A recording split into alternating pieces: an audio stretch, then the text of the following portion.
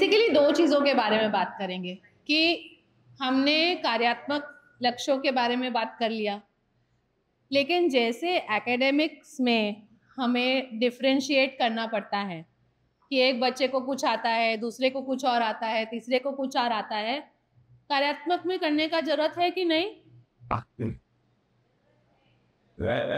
जरूरत है। इसमें भी उतना ही जरूरत है, क्योंकि अगर एक बच्चा किसी एक लेवल पे है, हो सकता है दूसरा उस कोई और लेवल पे हो। तो अगर मैंने खाने का गोल लिया है, चम्मच पकड़ने का गोल लिया है, लक्ष्य लिया है, तो क्या सबको वही सिखाना पड़ेगा? नहीं, इसलिए नहीं क्योंकि बच्चों की नीड्स अलग अलग हो सकते हैं।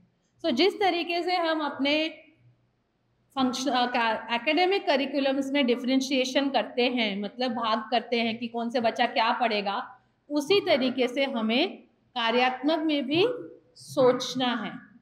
नहीं तो अगर जैसे अश्विनी ने बोला, जो बच्चा जिस स्तर पर है उस स्तर का गतिविधि हमें उसे देना है।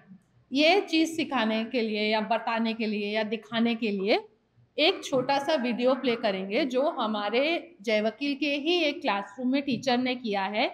स्कूपिंग समझते हैं? चम्मच से जो खाना उठा के मुंह में डालना होता है, उसके लिए कैसे उन्होंने हर स्तर के बच्चे के लिए अलग अलग एक्टिविटी करी है, वो हम वीडियो में देखेंगे और उसके बाद बात करें। नमस्ते. आपला हा लेसन फाईन मोटर स्किलवर स्पून इट आउट यावर आहे. मी प्रथम मुलांमध्ये इंटरेस्ट म्हणजे आवड निर्माण केली. सर्व मुले वर्गात व्यवस्थित बसली होती व त्यांच्यात आवड निर्माण करण्यासाठी मी प्रथम सर्व मुलांना उभे राहण्यास सांगितले, कारण एक मुलगी डोके टेकून होती, म्हणून तिला व सर्व मुलांना लक्ष देण्यासाठी प्रथम त्यांच्यात आवड निर्माण केली. त्यामुळे सर्व मुले फ्रेश झाली व टीचर शिकवताना लक्ष द्यायला लागली. नींद आली. क्या आ रही है आयुषी को? नींद आ रही है. तो आयुषी का नींद थोड़ा उड़ाए. चलो खड़े हो जाओ, हाथ ऊपर, ये हाथ ऊपर, वेरी गुड. करो ये. आयुषी को मेरे पास दे दो. अंदर जाओ, आप अंदर जाओ. आयुषी को मेरे पास दे दो. हाँ चलो, अभी आयुषी आपको सिखाएगी क्या करने का है. हाथ ऊपर, हाथ नीचे. 1 2 3 4 5 6 7 8 9 10. नींद उड़ गई. चलो अभी बैठेंगे और काम करेंगे. चलो बैठ जाओ. शिकवताना प्रथम मुलांना वस्तूंची नावे विचारून घेतली. त्यामुळे मुलांमध्येही उत्सुकता निर्माण झाली की टीचर आता काय शिकवणार आहे. टब, चमचा, गाळणी इत्यादी वस्तूंची नावे सांगितली. त्यामुळे कम्युनिकेशन स्किल विकसित झाली.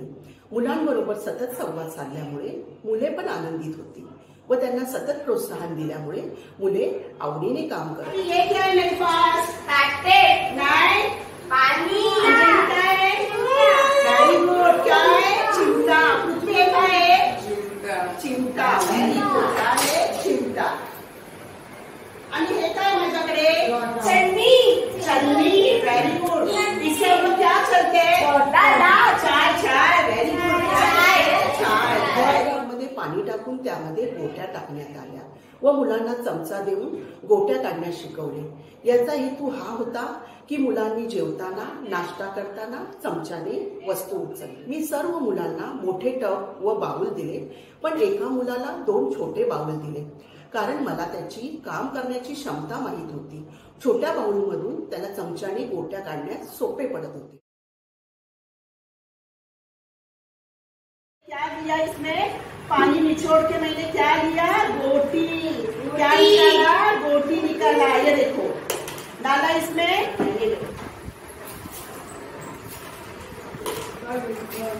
चमच्याने एवढी अशी गोटी काढायची. एवढी असं पाणी नाही ठेवायचे आणि अशी गोटी काढायची. मुलांना टपातील गोट्या काढण्यास शिकवल्या. याचा हेतू हा होता की घरात जेवण वाढताना किंवा स्वतःला जेवण वाढून घेताना मुले चमचा पकडू शकतील. पुढे जाऊन पापड, पोळी तळताना सुद्धा याचा उपयोग होऊ शकतो. Very good. चिमट्याने गोट्या उचलण्यास शिकत आहे हे आपण बघितलं. याचा उद्देश हाच होता की कोणतीही वस्तू चिमट्याने सहजपणे उचलू शकतील. पुढे जाऊन किचनमध्ये पुरी तळण्यासाठी, पापड तळण्यासाठी, चपाती शेकण्यासाठी याचा उपयोग होऊ शकतो.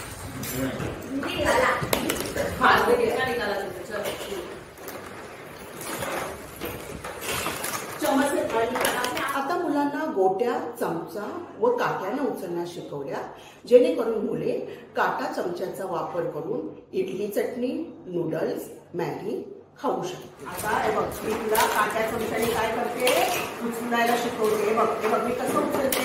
हे बघ, चल.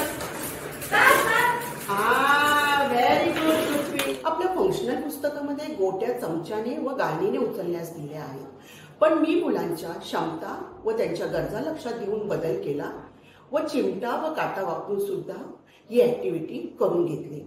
आपण गोल मोठा चमचा म्हणजेच डाव वापरून सुद्धा ही ऍक्टिव्हिटी करू शकतो. म्हणजे मुले भातावर डाळ भाजी चमच्याने वाढून घेऊ शकतात. लेसन पूर्ण झाल्यावर आपण मुलांकडून सर्व सामान जागेवर ठेवून घेतले. उदाहरण चमचे, काटे, गाळणी टेबलावर ठेवण्यास सांगितले. त्यानंतर मोठ्या बाउलमध्ये गोट्या बाउलमध्ये काढण्यास सांगितल्या व टपातील पाणी बाथरूममध्ये नेऊन ओतण्यास सांगितले व टप खिडकीवर सुकत ठेवण्यास सांगितले. याचा हेतू हा होता की सर्व मुलांनी काम झाल्यावर सर्व सामान जागच्या जागी ठेवणे.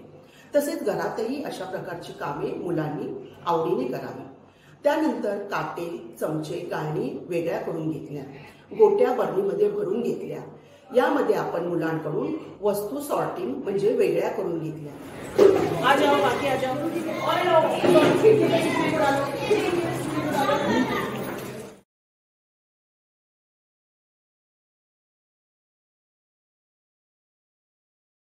बघितले की एका लेसन मध्येच fine motor, gross motor, communication, educational, social, kitchen skills या सर्व गोष्टी शिकवल्या गेल्या. आपण या लेसन मध्ये बघितले की मुले खूप वेळ एका जागी बसून लक्ष देऊन काम करत होती. त्यामुळे त्यांचे कॉन्सन्ट्रेशन वाढले, अटेन्शन स्पॅन वाढला. फाईन मोटर स्किल मध्ये सर्व ग्रिप्स व ग्राफ्सचा उपयोग करून घेण्यात आला. लॅटरल, बायलॅटरल म्हणजे दोन्ही हाताने काम करण्याचाही मुले चांगला प्रयत्न करत होती. बिहेवियर समस्या असलेली मुले पण लक्ष देऊन काम करत होती. अशा प्रकारे आपण मुलांच्या क्षमता लक्षात घेऊन ऍक्टिव्हिटी नवीन नवीन शिकवू शकतो व मुलांमध्ये प्रगती करू शकतो. धन्यवाद. तो लेसन प्लान में आप जो हमारा पाठ नियोजन है उसमें कैसे डालें, तो जो अभी गीता ने वो टीचर ने आपको एक्टिविटी दिखाई, वही सेम चीज़ हमने पाठ्यक्रम में डाली है. अभी अगर ये क्वेश्चन बार बार लास्ट टाइम आ रहा था, कितना लिखें, क्या फ़ायदा है, सिर्फ डेट डालिए, विषय डालिए. आपको गतिविधि का सिर्फ पार्ट नंबर डालना है. गतिविधि नहीं लिखेंगे तो भी चलेगा, गतिविधि लिखने का ज़रूरत नहीं है, सिर्फ पेज नंबर डाल सकते हैं. अगर किसी वजह से आप दिशा पाठ्यक्रम से अलग गतिविधि कर रहे हैं तो उसको यहाँ शॉर्ट में लिख दीजिए. फिर उसके बाद ये सामग्री आपको क्या लगेगी वो लिखना है. मॉडिफिकेशन, जैसे अभी वहाँ पे गीता ने बताया, कुछ बच्चों को छन्नी लगेगा, कुछ को फोर्क और स्पून लगेगा. मॉडिफिकेशन वहाँ डालिए. और अगर कोई ऑब्जर्वेशन है, जैसे हम कल डिस्कस कर रहे थे कि आज पूरा नहीं हुआ, रिवीजन का ज़रूरत है, वो आप ऑब्जर्वेशन में डाल सकते हैं. बस इतना ही लिखना है. बहुत ज़्यादा जानकारी या बहुत ज़्यादा उसके अंदर नहीं लिखना है. सिंपल रखना है जो आपको मदद करे. राइट? आशा करते हैं कि ये ट्रेनिंग आपको फायदेमंद लगी होगी. अगर इस ट्रेनिंग के बारे में आपको कोई भी शंका या सवाल है तो कृपया अपने जोन कोऑर्डिनेटर से संपर्क करिए. धन्यवाद.